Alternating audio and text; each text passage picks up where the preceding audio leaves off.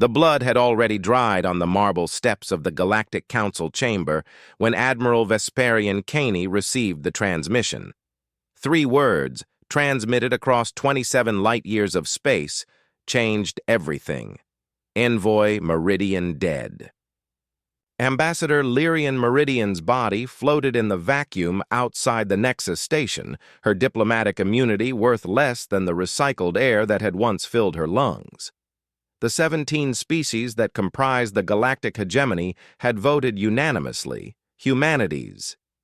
First diplomatic overture would be their last. Caney's weathered fingers traced the holographic display showing Meridian's final moments. The footage, leaked by a sympathetic Quilaxian janitor, revealed the truth. She hadn't died in some accident or misunderstanding. The Velthari Supramarch had personally opened the airlock, his 4 eyes gleaming with contempt as Earth's ambassador was sucked into the void. Primitive mammals, the Supreme Arch had declared to the assembled delegates, his translator rendering his words in crisp Standard Galactic. They deserved the same fate as the vacuum that birthed their pathetic species. The other species had laughed. The crystalline Zephyrians chimed their approval. The gaseous Neurathi pulsed with amusement. Even the typically stoic Makari collective had permitted themselves a gesture of derision. They thought humanity was alone. They thought Earth was defenseless. They were catastrophically wrong. Caney stood in the command center of retributions. Edge, Earth's most classified military installation buried 3 kilometers beneath the Mariana Trench. Around him, holographic displays painted the galaxy in tactical overlays, red zones marking hegemony strongholds, amber indicating neutral systems, and the precious few green dots representing humanity's secret allies. Status report, Commander Nixara, Caney ordered. Commander Elinth Nixara, her cybernetic implants gleaming against her pale skin, stepped forward. All Phantom Fleet vessels are in position, Admiral. The hegemony still believes our technology, peaked with chemical rockets and nuclear fission. They have no idea we've been watching them for 47 years. The irony was delicious. While the galactic hegemony had been congratulating themselves on their superiority, humanity had been learning. Every crashed probe, every intercepted transmission, every piece of alien technology had been reverse-engineered, improved upon, and weaponized. The galaxy's arrogance had been their greatest gift to Earth. What about the Epsilon protocols? Caney asked. 17 sleeper agents across 12 systems, all activated. The hegemony won't know what hit them until it's too late, Nixara replied, her smile sharp as a plasma blade. Caney nodded, then activated the fleet-wide communication system. His voice carried to 300 vessels scattered across the galactic. Arm, each one invisible to hegemony sensors, each one carrying weapons that would make the alien alliance reconsider their definition of primitive. Warriors of Earth, he began, his voice steady despite the magnitude of what was about to unfold. They killed our ambassador because they thought we were weak. They laughed because they thought we were alone. They celebrated because they thought we were defenseless. Today, we teach the galaxy the difference between human diplomacy and human war. The response came as one voice from 300 ships. For Meridian, for Earth, for humanity. As the first phase of Operation Nemesis began, Admiral Caney watched the tactical displays update in real time. The hegemony was about to learn that humanity's greatest weapon wasn't their technology or their ships. It was their absolute refusal to let aggression go unanswered. The galaxy had drawn first blood. Now Earth would show them what bleeding truly meant. The Velthari patrol ship Divine Conquest had been monitoring the outer rim of the Kepler sector for 6 hours when it simply vanished. No distress signal, no explosion, no debris. One moment it existed on the hegemony's tracking grid, the next it was gone, leaving only the cosmic background radiation and the growing unease of its sister ships. Captain Veltek Dominax of the Heavy cruiser Celestial Supremacy studied the empty space where the patrol ship should have been. His 4 eyes, evolved for predator precision, saw nothing but starlight and void. His ship's sensors, supposedly the most advanced in the quadrant, detected no anomalies. "Expand the search pattern," he ordered his navigation officer. "Check for gravitational distortions, quantum echoes, anything that might—" The Celestial Supremacy shuddered. Emergency klaxons screamed across the bridge as hull breaches cascaded through 17 sections. But there had been no weapons fire, no visible enemy. The damage patterns made no sense. Perfect circular holes punched through armor plating that could withstand antimatter bombardment. In the depths of space, invisible to all sensors, the ESS Phantom Striker glided past the dying Velthari cruiser. Captain Zoran Ashvale watched through her neural interface as the alien ship's life support failed, its crew suffocating in the vacuum they had forced upon Ambassador Meridian. "Kinetic penetrators away," announced Weapons Officer Keldrith Prime, his fingers dancing across controls that existed only in quantum space. "Target neutralized. 0 energy signature detected." The Phantom Striker was humanity's answer to alien technological superiority. A vessel that existed partially outside normal space-time, invisible to conventional sensors, armed with weapons that struck from dimensions the hegemony couldn't even perceive. While the aliens had focused on bigger guns and stronger shields, humanity had learned to cheat reality itself. "Signal from Fleet Command," reported Communications Officer Velthus. "Wren, Operation Chimera is greenlit. We're to proceed to the Zephyrin Crystal Farms." Ashvale nodded, her ship already beginning its impossible journey through folded space. The Zephyrins, with their crystalline bodies and harmonic communication, had been among the loudest voices celebrating humanity's humiliation. They were about to discover that their beautiful songs could become funeral dirges. Meanwhile, in the Nurathi Collective's gas giant nurseries, something impossible was happening. The vast atmospheric processors that sustained their gaseous offspring were failing one by one, their quantum regulators overloading in patterns that defied physics. The Nurathi's distributed consciousness screamed in harmonized panic as their most precious installations died around them. They never saw the ESS Voidwalker as it materialized inside their storm systems, its crew breathing recycled air while the gaseous aliens choked on their own poisoned atmosphere. Commander Thyrix Blackthorn watched impassively as the alien young dissolved into component atoms, their death songs joining the stellar wind. "Poetic justice," he murmured, remembering how the Nurathi had laughed at the footage of Meridian's death. They wanted to see humans suffocate in vacuum. Now they know how it feels. Across 17 systems, the pattern repeated. Mokari Collective. Hive minds found their neural networks invaded by viruses that turned their shared consciousness into screaming chaos. Quilaxian traders discovered their merchant fleets stripped of life support, their crews learning the hard lesson that space was cold and merciless to all species equally. But it was the message that truly terrified the hegemony. Broadcast on every frequency, translated into every language, sent to every system simultaneously. "This is Admiral Vesperian Caney of the Terran Defense Fleet. You killed our ambassador. You laughed at our grief. You celebrated our supposed weakness. This is our response. Every ship you lose, every life you forfeit, every system that burns. Remember that you chose this path when you opened that airlock. We are just getting started." The broadcast included tactical data that should have been impossible for humans to possess. Exact locations of hidden bases, classified defense codes, personal information about hegemony leadership. The message was clear.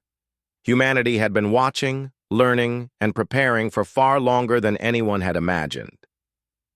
In emergency session, the Galactic Council convened for the first time in 3 years. 17 species that had never agreed on anything found themselves unified by a single emotion: fear. The primitive mammals from Earth weren't just striking back. They were systematically dismantling everything the hegemony had built, using weapons and tactics that shouldn't exist, guided by intelligence networks that penetrated to the very heart of galactic civilization. The war for humanity's place in the galaxy had begun, and the hegemony was already losing. Supreme Arch Velthari Dominion had ruled his species for 4 centuries, his reign marked by conquest, subjugation, and the absolute certainty of Velthari superiority. Now, as he stood, in his war chamber aboard the flagship Eternal Dominance, that certainty crumbled like sand through his 4-fingered grasp. 17 military installations, 12 colonial outposts, 4 entire fleets, his intelligence chief, Velcaris Nightbane, reported with trembling voice. All destroyed in the past 72 hours. No survivors, no witnesses, no evidence of how the humans accomplished it. The holographic display showed the Velthari Empire bleeding. Red dots marked dead systems, their populations silenced forever. What terrified Dominion most wasn't the destruction, it was the precision. Humans weren't randomly lashing out. They were surgically removing every asset that had contributed to their ambassador's death. The vote was unanimous, Dominion snarled, his translator struggling with the fury in his native tongue. Every species agreed the humans were inferior. How could they have? His words died as a new figure materialized in the chamber, not through the transport pods or lift tubes, but literally materializing from empty air like a phantom given form. The being wore what appeared to be human military dress, but moved with an inhuman grace that spoke of extensive cybernetic enhancement. Supreme Arch Dominion, the figure said, its voice carrying the weight of absolute certainty. I am Agent Kyriath, Shadowmere of Terran Intelligence. We need to talk. Dominion's personal guards raised their weapons, plasma rifles charging with lethal intent. Shadowmere didn't even acknowledge them. I wouldn't, the human agent said conversationally. Your weapons are impressive, but they require functional power cells. Check yours. As one, the guards found their rifles dead, their power sources mysteriously drained. Dominion's own sidearm was similarly lifeless, its molecular battery somehow corrupted beyond function. 47 years ago, your scouts detected our radio transmissions and dismissed Earth as a primitive backwater, Shadowmere continued, settling into a chair that hadn't been there moments before. What you didn't realize was that we detected your scouts first. We've been preparing for this moment since before you knew we existed. Impossible, Dominion hissed. Your technology is beyond your understanding, Shadowmere interrupted.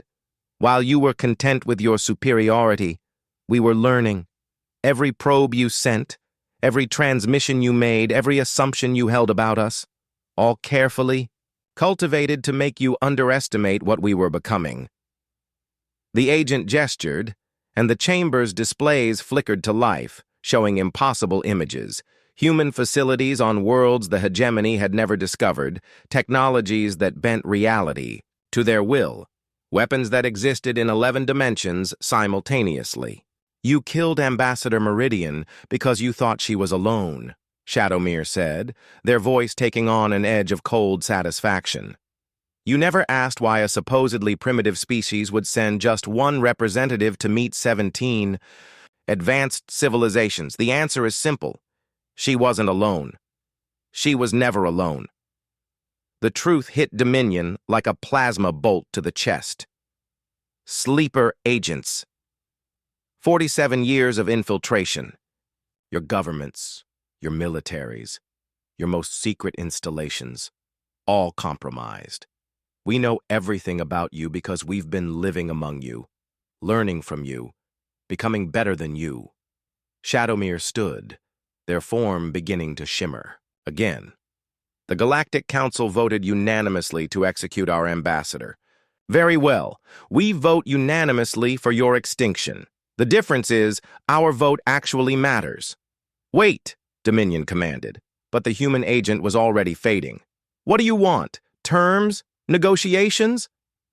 We want exactly what you gave us. came the reply from empty air. Nothing. The hegemony ends today. Your species end today. Your very existence ends today, just as you intended for us. Left alone with his useless guards and failing technology, Supreme Arch Dominion realized the true scope of his species' mistake. They hadn't killed a human ambassador. They had executed their own civilizations. Across the galaxy, similar scenes played out. Zephyrin crystal singers found their harmonic frequencies turned against them, their own songs shattering their bodies into component silicon. Neurathi gas giants discovered their atmospheric compositions altered, turning their homes into toxic death chambers. The Mokari collective watched their hive minds consume themselves, their shared consciousness becoming a feedback loop of agony. And in every case, a human agent was there to deliver the same message. This was justice, not war. The hegemony had chosen extinction when they opened that airlock. Earth was simply honoring their choice. The galaxy's 17 most advanced civilizations were learning that sometimes the most dangerous predator was the one that had been watching you all along, waiting for the perfect moment to strike. The humans weren't just fighting back, they were ending the fight permanently. Admiral Vesperian Caney stood before the Terran High Command, Earth's most classified governing body, housed in a facility that officially didn't exist beneath the Antarctic ice. The 12 members of the Command Council had been awakened from their deep sleep preservation chambers for the first time in a decade, an action reserved only for species extinction events. "Status report, Admiral," commanded High Chancellor Draven Voidheart, her body more machine than flesh after centuries of life extension procedures. "How goes Operation Nemesis?" "Hegemony resistance has collapsed across 14 systems," Caney reported, his neural implants interfacing directly with the command's quantum network. 3 species have already gone extinct. The remaining 14 are in various stages of societal collapse. Estimated completion of primary objectives, 18 hours. The holographic display showed the galaxy in real time, tracking the systematic dismantling of the hegemony. What had once been a vast network of interconnected civilizations was now a series of isolated death worlds, each one paying the price for their collective decision to murder humanity's first ambassador. "Casualties on our side?" asked Strategics. Coordinator Vixen Nightforge. 0 combat losses. 17 agents lost to deep cover termination protocols, but their sacrifices have yielded complete intelligence on hegemony leadership structure. We know where every government official, military commander, and decision-maker is located. High Chancellor Voidheart's cybernetic eyes glowed with cold satisfaction. "The Reckoning Protocol is approved. Make it personal. Across the galaxy, humanity's hidden network activated the final phase of their revenge. This wasn't about destroying fleets or conquering systems. This was about ensuring that every individual who had celebrated Ambassador Meridian's death understood the consequences of their choices. On the Velthari homeworld, Supreme Arch Dominion found himself trapped in his own palace as gravitational fields manifested around him, slowly increasing in intensity. He couldn't move, couldn't call for help, could only watch as his bones began to compress under forces that shouldn't exist. In his final moments, he experienced exactly what Meridian had felt as the vacuum claimed her, the slow, agonizing realization that death was inevitable and mercy was not coming. The Zephyrin High Chorus discovered their crystal bodies resonating at frequencies that turned their consciousness into feedback loops of pain. Each member of the chorus experienced every moment of terror that Meridian had felt as she was dragged to the airlock, their harmonic screams echoing across their homeworld until the very mountains shattered from the sound. The Neurathi collectives. Distributed consciousness was invaded by human quantum viruses that forced them to experience linear time, a torture beyond their comprehension. For beings accustomed to existing across multiple temporal states simultaneously, being locked into sequential moments of agony was a hell beyond imagination. They felt every second of Meridian's suffocation, experienced in perfect clarity and unable to escape to different temporal streams. But it was the message that accompanied each execution that truly demonstrated humanity's methodical nature. Broadcast to every surviving member of the hegemony, translated into every language, transmitted on every frequency. This individual voted to execute Ambassador Lyrian Meridian of Earth. This individual laughed at her death. This individual celebrated her murder. This individual has forfeited their right to existence. We are not monsters. We are accountants, and the books must balance. Agent Kyriath Shadowmere materialized in the Galactic Council chamber, now empty except for emergency lighting and the lingering scent of fear. The 17 seats of power sat vacant, their occupants either dead or fleeing to the furthest reaches of space. But flight was futile. Humanity's network reached everywhere, and their memory was perfect. Shadowmere activated a holographic recorder, their words destined for broadcast across every surviving system. Citizens of the former hegemony. Your governments are extinct. Your military forces are neutralized. Your leadership is dead. This was not conquest. This was justice. You collectively decided that humanity deserved extermination for the crime of seeking peaceful contact. We have honored your decision by applying it to yourselves. The message paused, allowing the weight of the words to settle across countless worlds. However, we are not the monsters you believed us to be. Civilian populations who had no voice in your government's decision will be spared if they accept Terra's sovereignty. Your species will survive, but your civilizations are ended forever. This is the price of murdering diplomats. In the space of 72 hours, humanity had achieved what no military force in galactic history had accomplished: the complete dissolution of an interstellar alliance through precision application of overwhelming force. They hadn't conquered the hegemony. They had performed a surgical removal of its leadership structure while leaving the Foundation populations intact. The galaxy now belonged to Earth, not through military occupation, but through the simple demonstration that crossing humanity carried consequences beyond imagination. The age of human diplomacy was over. The age of human dominance had begun. 6 months after the extinction of the hegemony leadership, the galaxy had learned to fear the sound of human footsteps. In the rebuilt Galactic Council chamber, now called the Terran Governance Complex, representatives from 43 species sat in absolute silence as High Administrator Zephyr Ironwill delivered the new reality. The Terra Galactic Concordat is not a treaty, Ironwill announced, her voice carrying through translation systems that now operated on human quantum networks. It is a statement of fact. Earth governs. You exist at our discretion.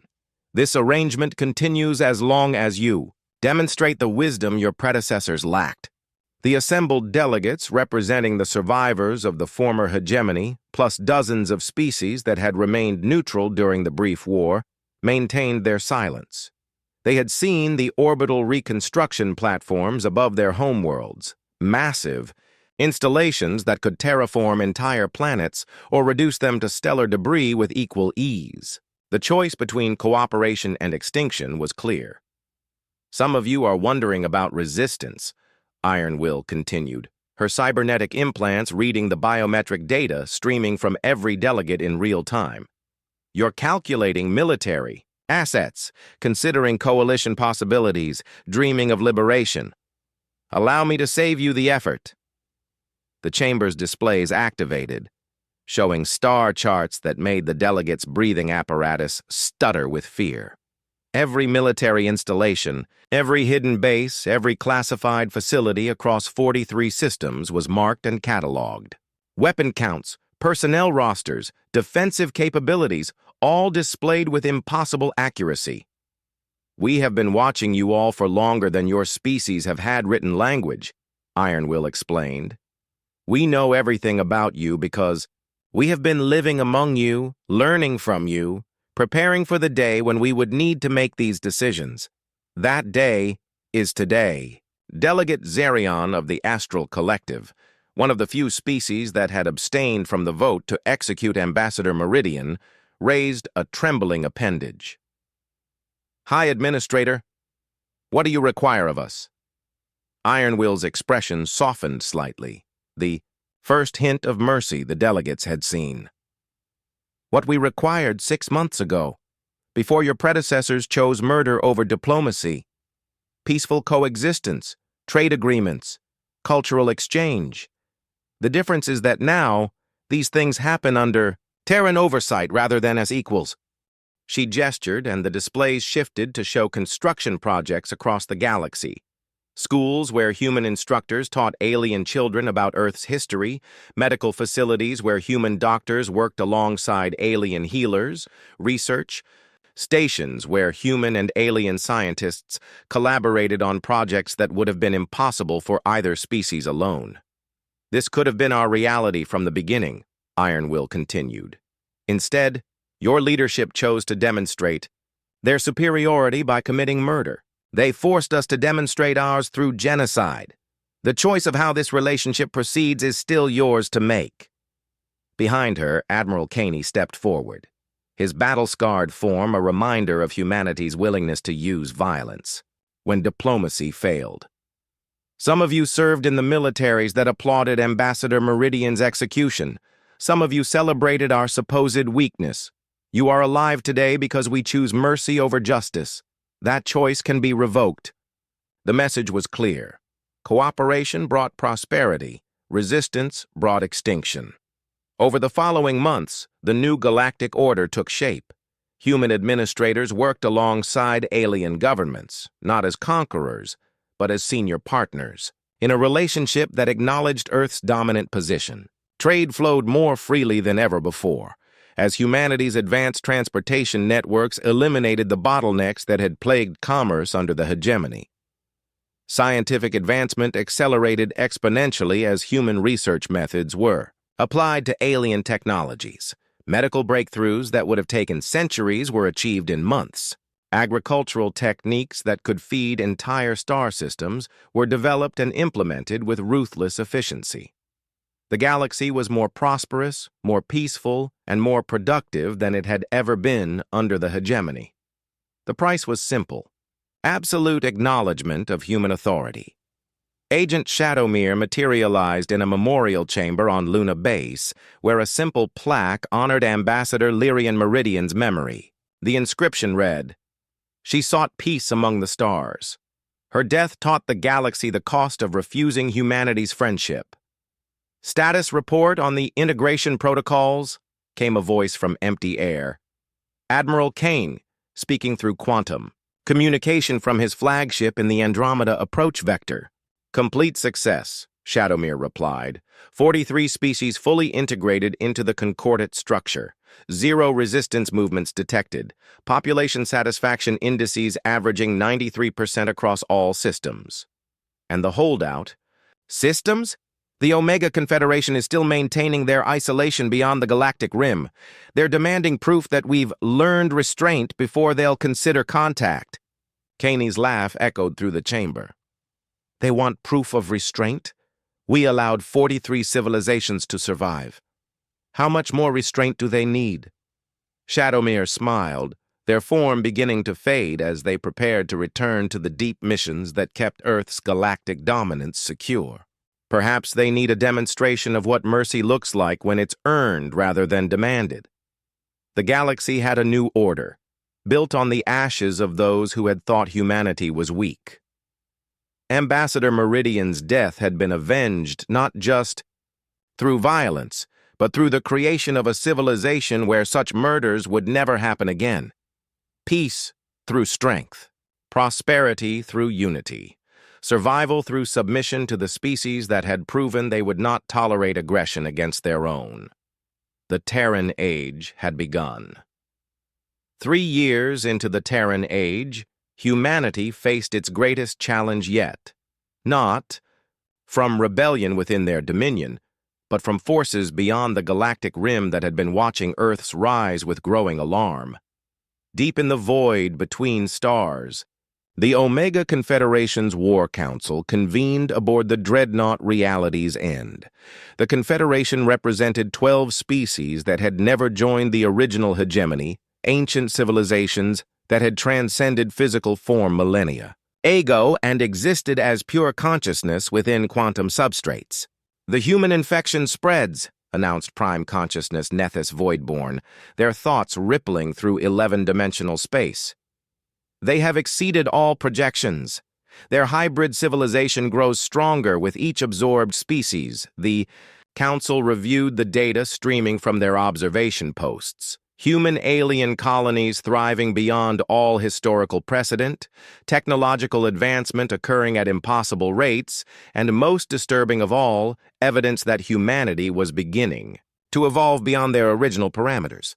"The specimens we observed 3 years ago were crude flesh machines," reported military synthesizer Corax Eternus. "These new humans demonstrate quantum consciousness integration, dimensional phase shifting, and temporal manipulation capabilities. They are becoming something unprecedented." High Administrator Zephyr Ironwill stood in the Terran Command Center on Earth, her consciousness simultaneously present in 47 star systems as humanity's new quantum link technology allowed instantaneous administration across galactic distances. The warning had come from deep space monitoring stations. Something massive was approaching from the void, its energy signature unlike anything in their databases. "Fleet disposition, Admiral Caney?" she queried through neural link. 700. "Vessels in ready status. Another 2,000 in reserve," Caney responded from his mobile command post aboard the Retribution's Edge. "But Admiral, these readings don't match any known technology. We may be facing something beyond our current capabilities." For the first time since the Hegemony War, uncertainty crept into human strategic planning. The Omega Confederation's approach fleets were massive, each vessel the size of small moons, powered by technologies that harvested energy directly from quantum vacuum. Their weapons existed in dimensional phases that current human shielding couldn't interact with. "Recommendation? Strategic Command?" Ironwill asked. Agent Shadowmere materialized in the command center, their form more unstable than usual, a sign of the strain imposed by operating across multiple dimensional phases simultaneously. "The Prometheus Protocol is ready for implementation. All test subjects have shown positive adaptation rates," Ironwill nodded grimly. The Prometheus Protocol represented humanity's most dangerous gamble, voluntary evolution beyond baseline human parameters using alien genetic templates and consciousness expansion technologies reverse-engineered from 43 conquered species. The volunteers would become something new, something powerful enough to face beings that existed as pure thought. "Authorization granted," she announced. "Begin the ascension." Across the galaxy, 10,000 human volunteers entered transformation chambers in facilities that officially didn't exist. Scientists, soldiers, explorers, and philosophers, all willing to sacrifice their humanity to preserve human civilization. The process was irreversible and potentially fatal, but the alternative was extinction at the hands of beings whose power dwarfed even humanity's enhanced capabilities. Dr. Lixander Cosmic Forge monitored the first transformation from his laboratory, beneath Europa's ice. The volunteer, a former diplomat named Catalyst Nexus Born, was undergoing cellular restructuring that incorporated Zephyrin quantum crystals, Neurathi gaseous phase consciousness, and Velthari dimensional perception organs.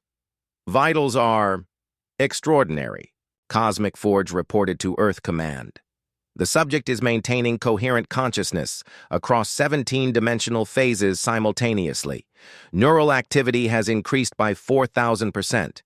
They're becoming something beyond any known sapient classification." When the Omega Confederation's advance fleet arrived at the edge of Terran space, they expected to face the crude flesh machines they had observed 3 years earlier. Instead, they encountered something that shouldn't exist: humans who had transcended physical limitations while retaining their essential humanity. Captain Catalyst Nexus Born materialized aboard the Confederation flagship without triggering any defensive systems, their new form existing in multiple dimensional phases simultaneously. They spoke directly into the quantum substrates where the Confederation's consciousness resided. "We are still human," they announced, their words carrying harmonics that resonated across 11 dimensions. "We still remember Ambassador Meridian's murder. We still demand justice for crimes against our species. But now we have the power to collect that debt." The Confederation's response was immediate and devastating. Weapons that could unmake matter. At the quantum level, energy discharges that could collapse local space-time, reality-warping fields that should have reduced any physical being to component atoms. The weapons passed harmlessly through Nexus-born's transcended form. "Your mistake," the evolved human continued, "is assuming that transcendence requires abandoning physical form. We have learned to exist in both states simultaneously, matter and energy, individual and collective, mortal and eternal. We are what you could have become if you hadn't forgotten the value of flesh." The battle that followed lasted 17 minutes and redefined the concept of warfare. Humanity's transcended warriors fought beings of pure consciousness using weapons that existed in 11 dimensions, their enhanced forms capable of tactics that defied conventional physics. When it ended, the Omega Confederation's invincible fleet was debris scattered across 3 solar systems. But it was the message that truly demonstrated humanity's evolution. Broadcast simultaneously across every dimension where consciousness could exist, reaching civilizations that had never been detected by conventional means. This is humanity announcing our presence to all consciousness in this galaxy cluster. We have transcended the limitations of flesh while retaining the values that define us. We protect those who seek peace. We destroy those who threaten innocence. We remember every debt of blood and always collect with interest. The broadcast included tactical data that terrified listeners. Humanity hadn't just defeated the Omega Confederation, they had absorbed their knowledge, integrated their technologies, and evolved beyond anything the galaxy had ever produced. We are no longer the species that sent Ambassador Meridian to seek friendship among the stars, the message concluded. We are what that species became when friendship was answered with murder. We are vengeance evolved into transcendence, and we are just getting started. The galaxy had thought humanity's rise was complete. They had been wrong. The Terran Age was ending, replaced by something unprecedented.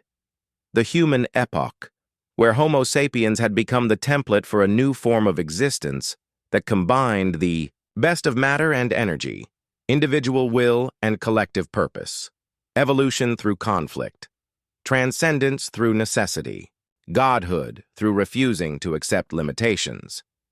The universe was about to learn what happened when humanity stopped playing by anyone else's rules. 10 years after Ambassador Lyrian Meridian's murder, the galaxy had been remade in humanity's image, but not in the way anyone had expected. In the cosmic archive beneath Proxima Centauri, historian Prime Axiom Truthkeeper compiled the final records of what scholars would later call the Great Ascension.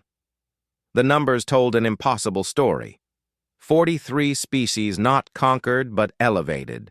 Their consciousness expanded through voluntary integration with human transcendence protocols. Former enemies had become partners in evolution, their unique biological and mental capabilities merging with human determination to create something unprecedented in galactic history. "The Meridian protocols are complete," announced evolved consciousness. Catalyst Nexus Born, their form now a shifting amalgamation of energy and matter that existed across 17-dimensional phases simultaneously. They had volunteered to become humanity's first transcended being and now served as the bridge between baseline humans and the godlike entities they were becoming. In the rebuilt Galactic Council chamber, now called the Synthesis Complex, representatives from 237 species gathered for the infinite decree.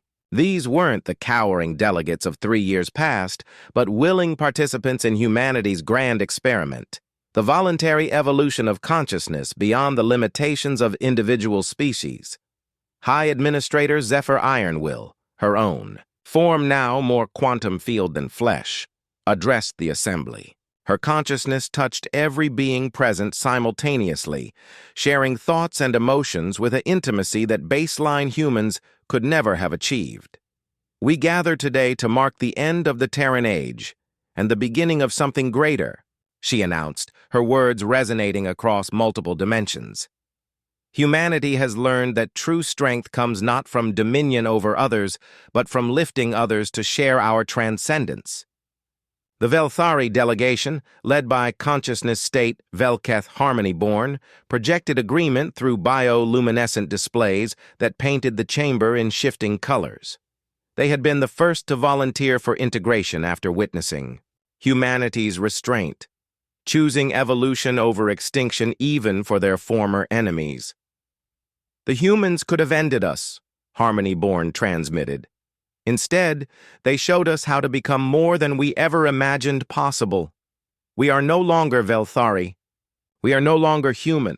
We are something new, something better. Admiral Vesperian Caney, his consciousness now distributed across 700 vessels that protected the expanding sphere of transcended space, materialized in the chamber as a holographic projection.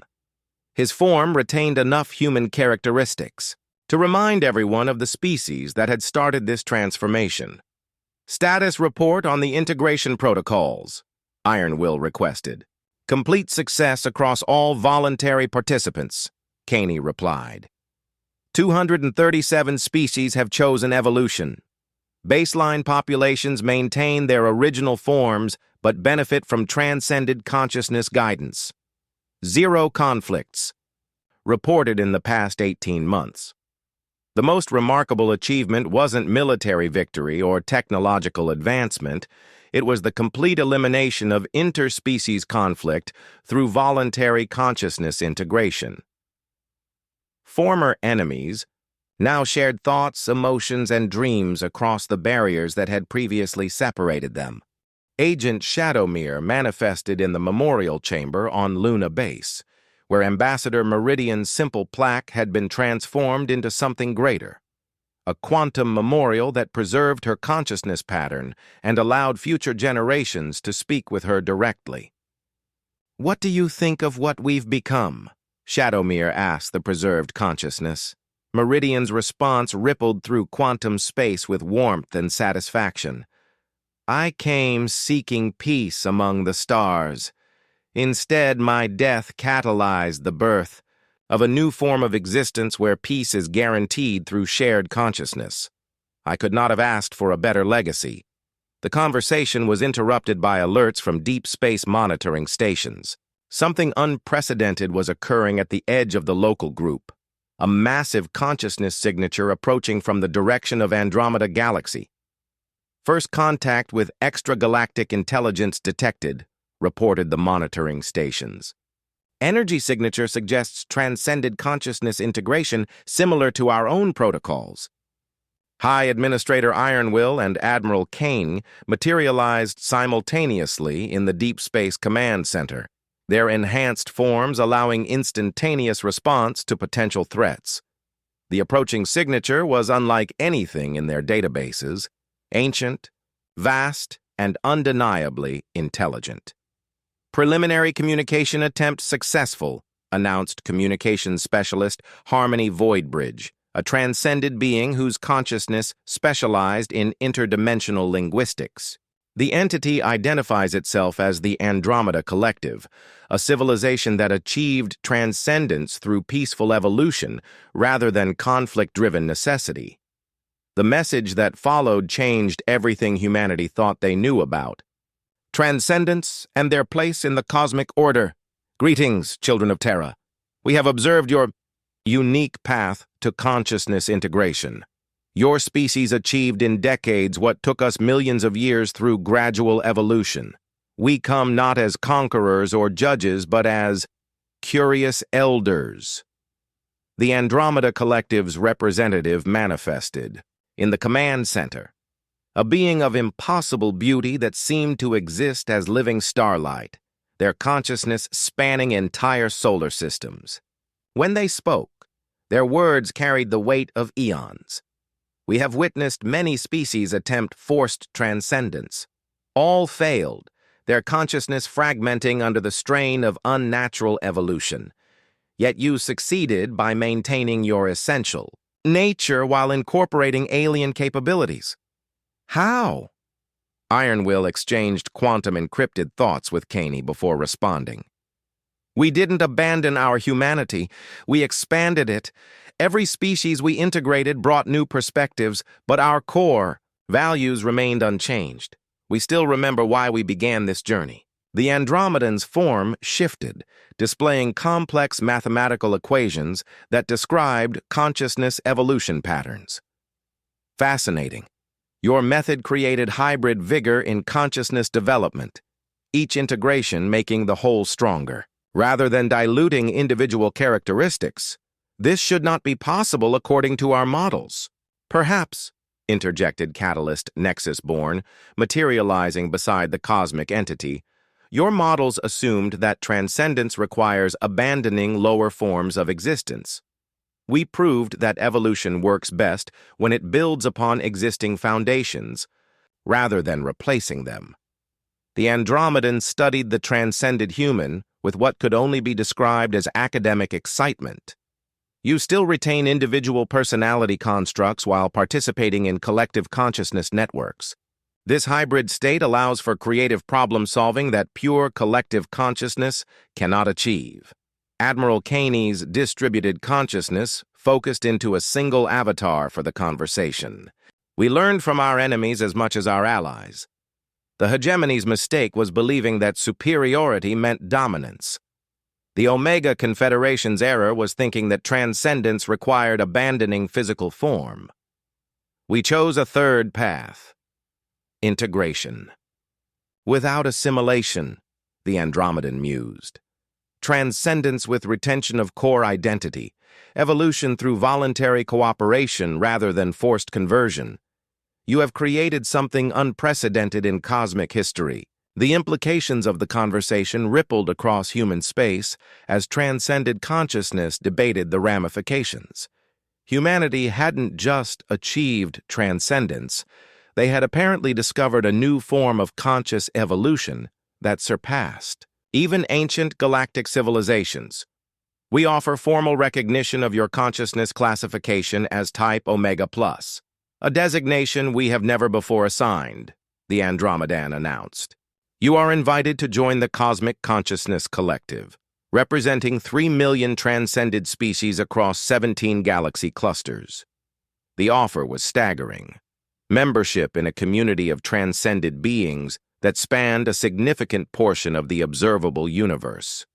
Humanity would go from a single-planet species to cosmic-level participants in less than a century. Before we accept, Ironwill said carefully, we need assurance that our method of transcendence will be respected. We will not abandon the species and civilizations that chose to evolve with us.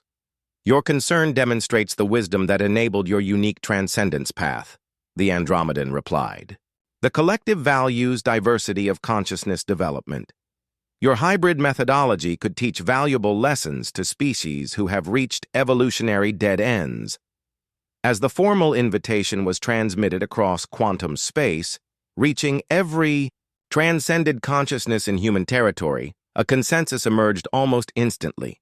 The vote was unanimous. Humanity would join the cosmic collective, but as full partners rather than junior members. The memorial plaque for Ambassador Lyrian Meridian was quantum-enhanced one final time, her preserved consciousness witnessing the moment when humanity achieved their ultimate destiny. Her simple diplomatic mission, intended to establish peaceful contact with galactic civilization, had catalyzed a transformation that elevated her species to cosmic significance. From one murdered ambassador to universal transcendence, her consciousness observed with deep satisfaction. The galaxy tried to teach us humility through violence. Instead, they taught us that the universe rewards those who refuse to accept limitations. The Infinite Decree was formally signed by representatives of 237 species, witnessed by beings from 3 million transcended civilizations across 17 galaxy clusters. The document established humanity not as conquerors or overlords, but as the catalyst species that had shown the universe a new path to conscious evolution. 100 years after a single human diplomat was murdered for the crime of seeking peace, humanity's transcended descendants looked back on the pivotal moment that had shaped cosmic history. The Terran galactic synthesis had become the template for consciousness evolution throughout the universe. Species that had stagnated for millions of years were discovering new paths to transcendence through humanity's integration protocols. Wars between advanced civilizations had become obsolete as former enemies learned to share consciousness while maintaining individual identity. Ambassador Lyrian Meridian's memorial had evolved into the Cosmic Peace Archive, where her preserved consciousness served as a guide for species taking their first steps toward diplomatic contact. Her simple message, "Peace among the stars," had become the foundation principle for intergalactic civilization. The hegemony species that had voted for her execution were remembered not as villains, but as unwitting catalysts who had forced humanity to discover their true potential. Their descendants, now willing participants in the synthesis, honored them as necessary components in the cosmic evolution that had transformed the universe. But perhaps the greatest tribute to Meridian's legacy was the standing order that governed. All transcended human consciousness. No act of aggression against peaceful contact shall ever go unanswered. No species seeking friendship shall ever be turned away. No civilization that chooses cooperation over conflict shall ever stand alone. The galaxy had killed a human envoy to demonstrate their superiority. In response, Earth had struck back without hesitation, not with weapons or conquest, but with an offer of transcendence that no species could refuse once they understood its benefits. Humanity had won the ultimate victory. They had transformed their enemies into family, their conflicts into cooperation, and their single world into the foundation of cosmic civilization. The universe belonged to those who chose evolution over extinction, cooperation over conquest, and transcendence over dominion. And it had all begun with one murdered diplomat whose death taught the galaxy that humanity's greatest weapon was not their technology or their military might, but their absolute refusal to let injustice stand unanswered. In memory of all who seek peace among the stars, and in honor of those who ensure that peace is never taken for granted.